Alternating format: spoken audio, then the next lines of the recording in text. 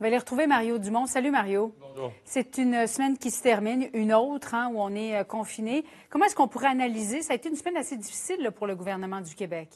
Oui. En fait, si on voulait faire la comparaison Ottawa-Québec, au début de la crise, on avait un gouvernement beaucoup plus décisif à Québec.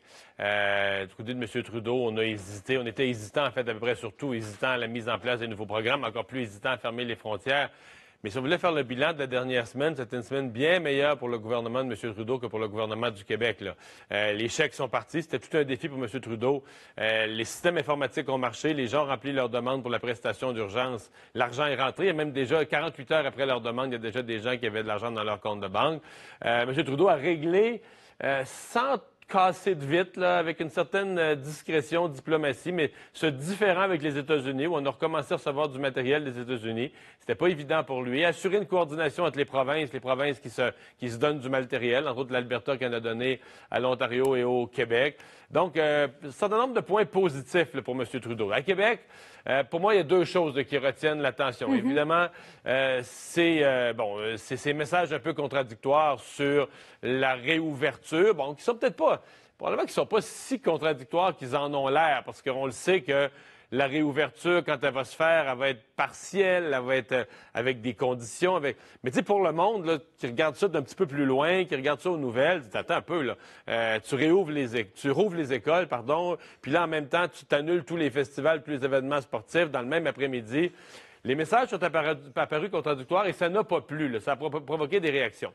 L'autre drame qui a rattrapé le gouvernement du Québec, c'est vraiment les CHSLD il y a des CHSLD en général où c'est pas facile, et tu as ces quelques cas où c'est purement abominable. Je pense qu'il n'y a personne aujourd'hui qui est vraiment surpris là, de ce qui se passe dans les milieux de vie pour les personnes âgées. Quand même. Parce qu'il y avait déjà pénurie de personnel, des gens qui étaient sous-payés pour le travail colossal qu'ils devaient faire. On a corrigé ça au cours des derniers. C'est-à-dire que ça nous a rattrapés. C'est vraiment l'image qu'on a. Mettons la rémunération, là, au moment où on donne les améliorations salariales, qui sont quand même pas énormes, ça ne devient pas un travail très payant, mais 4 piastres de l'heure de plus, c'est quand même ça. Mais là, les gens quittaient leur emploi, avaient peur de la COVID. Mais est-ce que ces gens-là, le problème que tu as probablement, est-ce que ces gens-là, parce qu'on n'a pas le portrait, les gens qui ont fui leur travail, là, puis qui ont laissé les aînés à l'abandon. Au CHSLD Aaron, par exemple. Aaron. Bon, est-ce que c'est des gens, il faudrait faire l'enquête le démontrera peut-être, mais est-ce que c'est des gens qui étaient là depuis longtemps? Parce qu'on dit qu'il y a un roulement complètement fou. Comme ce pas des jobs payantes, souvent, c'est des premiers emplois, des gens qui n'étaient pas sur le marché de l'emploi. Quand on a ça, un travail si difficile et si peu payé, on cherche d'autres choses. Donc, la minute qu'on trouve d'autres choses, on est remplacé. Donc, il y a un énorme roulement, là. Donc, tu n'as pas nécessairement une habitude, une expérience de travail, une fidélité d'employés qui sont là depuis 10 ans, 15 ans au même endroit. C'est tout un ensemble de problèmes qu'on a cumulés. Et là, ça a frappé. Et c'est tellement grave ce qui se passe dans les CHSLD que, Julie, quand on reçoit nos chiffres au Québec, là, nombre de personnes hospitalisées, nombre de nouveaux décès chaque jour, j'ai l'impression que c'est un portrait qui veut rien dire. Parce qu'il y a deux Québec dans un, carrément, il y a deux portraits, il faudrait qu'on donne quasiment les chiffres séparés parce que mettons de côté les résidences pour personnes âgées, dans le reste du Québec, franchement, là, les gens, je sais qu'il y a des récalcitrants, puis il y a des gens qui niaisent, puis qui ne respectent pas les règles, mais ils sont très minoritaires. Là. Les Québécois se sont vraiment mis en confinement, ont limité leurs activités aux services essentiels. Des contacts entre les personnes, il y en a beaucoup moins. Et le fait est que ça marche. La maladie se propage beaucoup moins, là. Vraiment. Là.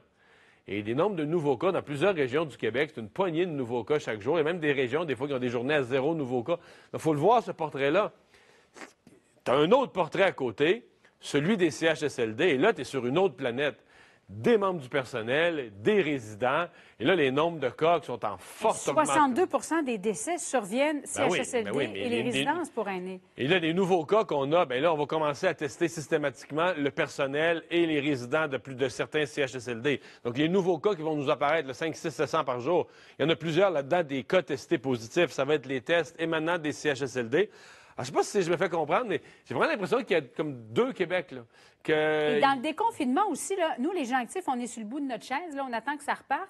Mais les gens qui ont 60 ans et plus, ma mère qui travaillait toujours, est-ce qu'elle va pouvoir retourner travailler?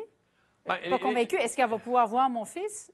Penserait pas non plus. Les gens de 70 ans et plus ont quand même pris conscience. Ça fait partie des deuils de la semaine, là. Les gens de 70 ans et plus ont quand même pris conscience que pour eux, la sortie de confinement ne serait pas aussi facile que pour les autres. Ça va peut-être prendre un peu plus de temps. Ça va arriver néanmoins. Mais ce que j'entends, là, beaucoup de gens du troisième âge qui sont dans leur maison ont toute une consolation en se disant on est bien content. Tu sais, des fois, on dit le moment est venu ou l'âge est venu de rentrer dans un centre, là. Ceux qui ne l'ont pas fait au cours des dernières semaines, au cours des derniers mois, doivent se dire ouais, on a-tu bien fait? Il y a vraiment un sentiment que c'est plus facile de se mettre en confinement quand on est dans son propre appartement ou encore dans sa propre maison que dans un centre où tout est partagé, là, tout est en commun. Mais il y a une partie de ce qui se vit dans les CHSLD qui était probablement prévisible et inévitable. On a les personnes les plus fragiles, on a les personnes les plus malades de la société. C'est certain qu'il allait y avoir 1, 2, 3, quelques CHSLD où la maladie allait entrer, puis qu'il allait y avoir des décès. Mais la propagation, quand tu te retrouves avec des portraits où plus de la moitié des gens dans un même CHSLD sont infectés, les gens dans un CHSLD, là, c'est des gens très malades. Ils ne jouent pas aux cartes puis ils ne se réunissent pas autour de la table de poule. Là. Ils sont chacun dans leurs affaires, chacun dans leur chambre. Alors, si la maladie s'est propagée, ça veut dire qu'à un moment donné, on ne s'en rendait pas compte. Il y a des employés qui n'avaient pas l'équipement nécessaire, ne prenaient pas les mesures nécessaires, se promenaient d'une chambre à l'autre. C'est triste à dire, mais c'est des employés qui promenaient la maladie, qui l'amenaient sur leur linge, peu importe, mais qui l'amenaient d'une chambre à l'autre. Et c'est comme ça que la maladie s'est visiblement propagée autant. Elle s'est propagée à autant de cas, faisant que le bilan des décès au Québec va être beaucoup aggravé. Notre bilan total des décès va être beaucoup, beaucoup aggravé par ces propagations nombreuses dans des centres de personnes âgées. Mario, tu es, par exemple, François Legault aujourd'hui. Qu'est-ce que tu fais avec ça? Parce que je sais qu'il y a une équipe de super spécialistes qui a été déployée vendredi, mais on a parlé à l'un d'entre eux et il nous a dit, moi, je ne me promène pas là, dans des CHSLD. Là. On va faire des recommandations. Alors, qu'est-ce qu'on doit faire si on est au gouvernement là, pour empêcher qu'il y ait d'autres foyers d'éclosion? Là, ils ont déjà fait un certain nombre des choses qu'il fallait faire. D'abord, toutes les résidences privées non conventionnées, là, celles sur lesquelles, comme Heron, celles sur lesquelles on a une inquiétude, on va aller faire des vérifications. Je suppose là, que celles qui appartiennent aux mêmes propriétaires, on va faire les vérifications en urgence puis en quadruple. Ça devait se faire toute dans la journée d'hier, nous a-t-on dit, pour être certain que les choses se passent correctement. Pour le reste, il y a un rattrapage. On va utiliser du personnel, entre autres, du réseau de la santé, des hôpitaux qui sont moins surchargés qu'on pensait. On va envoyer des renforts, mais même ça a été long. Là. Quand je dis que c'était une semaine difficile, le mot renfort est apparu, je sais que c'est pas simple, mais le mot renfort est apparu au début de la semaine. Puis les premiers renforts, techniquement, entrent aujourd'hui. Pourtant, c'est des gens qui sont sur la liste de paye du gouvernement. Tu dis pourquoi en 24 heures, en 48 heures, on ne peut pas leur dire, écoute, tu pars, tu t'en vas là. Peut-être que les gens n'ont pas le goût. Tu sais, un CHSLD où plus de la moitié de la clientèle est porteuse de la COVID-19, personne n'ose nous dire ça. Mais ça se peut qu'ils pognent un nœud aussi, là, puis que les employés disent, sais-tu, moi, ça me tente pas, puis si tu veux m'envoyer là, je vais m'en aller chez nous, je vais me mettre en maladie, je vais me mettre en... Il y a dans le personnel de l'inquiétude. C'est pas tous les membres du personnel, on va dire, qui ont la même détermination à dire, bon, on s'en va au front. Et les membres du personnel voient quand même les nombreux cas de gens dans le personnel qui pensaient s'être protégés, qui disaient, on l'a entendu à quelques reprises, mais je portais le masque, les gants, puis tout ça. Puis je l'ai attrapé pareil, le virus. Il est très contagieux, puis la moindre erreur de manipulation, semble-t-il, peut être suffisante. Donc, ça se peut qu'on a eu des problèmes aussi à trouver du personnel disponible. Mais si j'étais monsieur... En fait, une des questions pour M. Legault... Oui.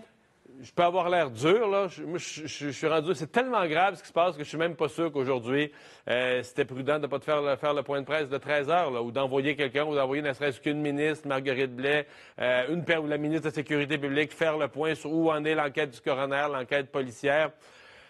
Des nouvelles aussi graves, là, elles ont un impact sur le moral des gens. Plus tôt, je parlais d'un sentiment de honte. Les Québécois l'ont, ça, là. Et d'être ça a l'air niaiseux, mais 48 heures où personne répond, personne explique. Bon, je sais que c'est Pâques, puis c'est Pâques pour tout le monde. Puis...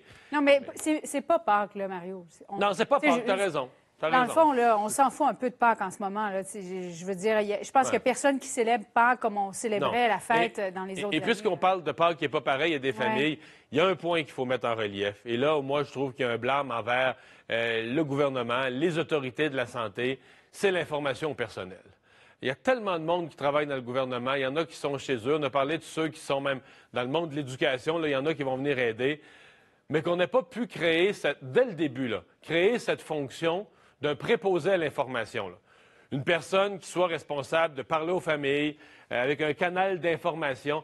C'est pas acceptable là, que ton père ou ta mère, et j'ai tout entendu, des gens qui appelaient à 3 heures du matin, des gens qui mettaient leur cadran dans la nuit pour téléphoner dans la nuit en disant, là, probablement qu'au poste des infirmières en pleine nuit, peut-être que ça s'est tranquillisé.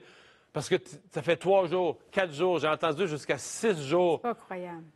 Tout ce que tu sais, c'est que ton parent de 80 ans, 90 ans, a la COVID. Tu écoutes les nouvelles puis tu entends tous les jours qu'il en décède un après l'autre dans les CHSLD. Et tu peux pas savoir si toi, ton parent, y a-tu beaucoup de fièvre, un petit peu de fièvre, il va-tu pas pire, il est-tu en train de mourir? Là, semble-t-il, quand les gens sont à la mort, proche de la mort, on avertit les familles. Là, tu as des nouvelles qui permettent une dernière visite. Mais pas avoir de nouvelles.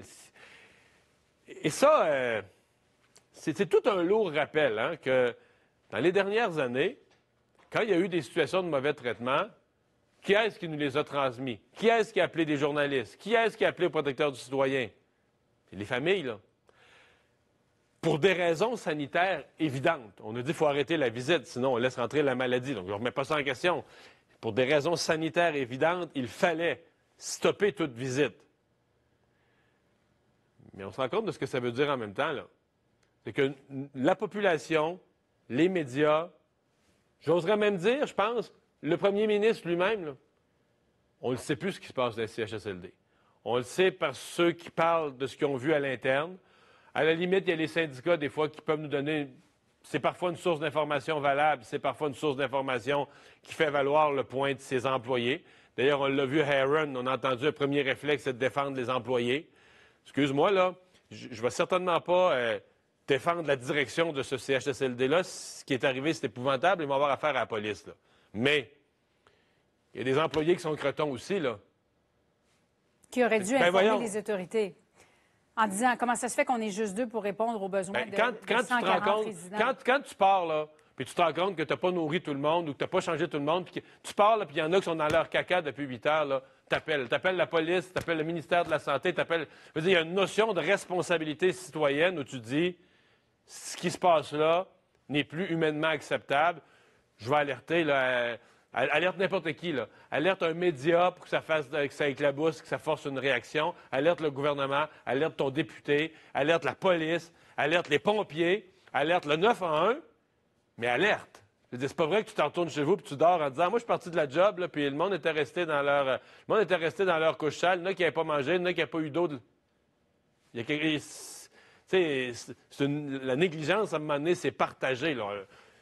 Il y a des enquêtes assez larges qu'on aura probablement un portrait un peu plus complet de ce qui s'est passé, quoique, on se le disait plus tôt, dans certains cas, on ne saura jamais de quoi les gens sont décédés parce qu'à l'heure où on se parle, ils sont incinérés. Il reste qu'un décès, c'est quand même un décès de trop là, dans une résidence. Mais surtout lorsqu'ils ont été complètement abandonnés. Tu disais, laissés dans sa couche 8 heures. Moi, ce que j'ai lu, Mario, là, c'est des jours. Oui, des journées, oui, je sais. Pas croyable. Je sais.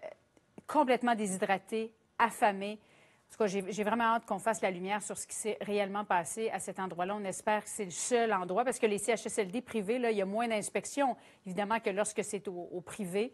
Mais il semblerait que Québec envoie différentes équipes là, dans les CHSLD. Il y a deux types de CHSLD. Les privés conventionnés sont tenus, leur personnel, les normes, etc., sont tenus essentiellement aux mêmes normes que les CHSLD publics. C'est juste la propriété du bâtiment qui est différente. Les CHSLD non conventionnés, c'est un autre bébite. Il y en a moins. Et peut-être que dans l'enquête du coroner et autres, il y aura même un questionnement sur le fonctionnement, les normes qui sont demandées, la qualité de la vérification. Là, je répète ce que j'ai déjà dit, par exemple. On aura un CHSLD privé conventionné ou privé non conventionné ou une autre résidence, une ressource intermédiaire ou peu importe, là, où j'ai toujours pensé que les gens de la santé publique, pendant une pandémie, pourraient rentrer dans une résidence où les gens sont hébergés, là. Et je suis assez étonné quand même que les gens de la santé publique disent « Ah, ben, on s'est fait mettre les bâtons dans les roues au niveau juridique. » C'est quoi l'affaire? La propriétaire qui ne voulait pas collaborer. Ça a pris 10 jours avant qu'on rentre. Et je comprends, mais là, quand la police, la police débarque dans un commerce pour penser qu'il y a de la fraude, là, Ben même oui. si les gens ne veulent pas collaborer, ils vont aller chercher un mandat, puis ils vont revenir 15 minutes après. Là. Mario, merci beaucoup. Au revoir. Et je sais qu'on aura l'occasion de te réentendre un petit peu plus tard au cours de l'après-midi à 16h30 notamment. Merci. Au revoir.